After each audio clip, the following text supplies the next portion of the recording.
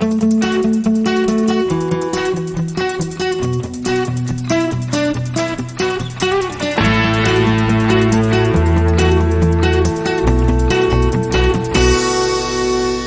la plaine gelée de Sibérie,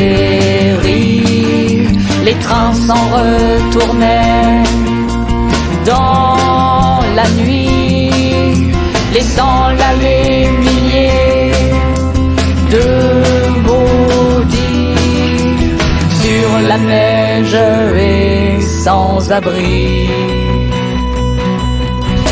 Ils méritaient les éloges de nos poètes clairvoyants, celui qui est le plus grand criminel de tous les temps.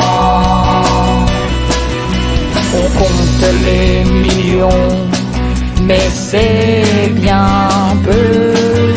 La noble cause exige beaucoup mieux. Des dizaines de millions, voilà qui est sérieux. Innombrables victimes de Staline, assassin de son peuple, ceux de son propre sang. Oui, c'est lui le plus grand criminel de tous les temps.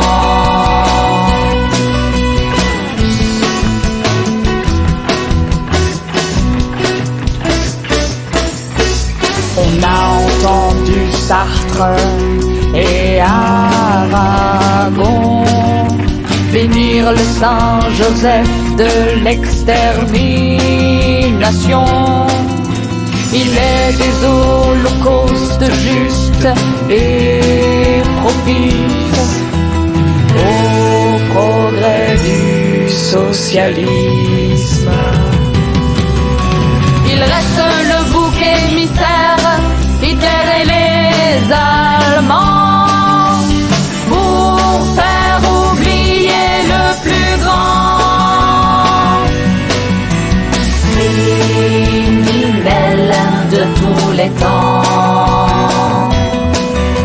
Disciple des jésuites à l'école du crime, la fin justifie tous les moyens depuis Lénine.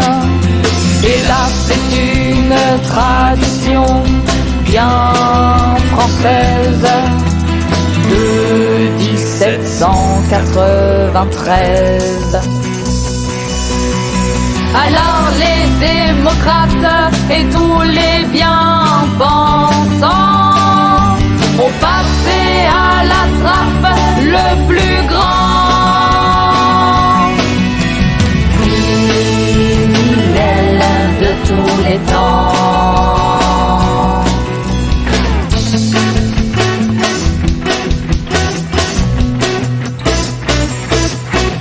Et si c'est à refaire, les rouges le referont. Un goulag planétaire pour la révolution.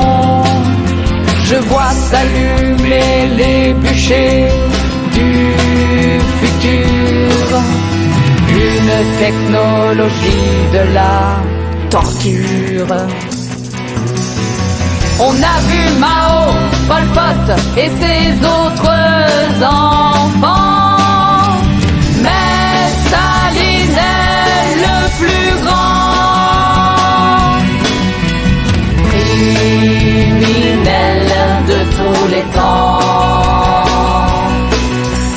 L'étendard sanglant élevé, les poings fermés n'ont jamais de pitié. C'est une marée rouge qui inonda la terre depuis le temps des Lumières. Et ils sont encore là, mais ils prennent des gants.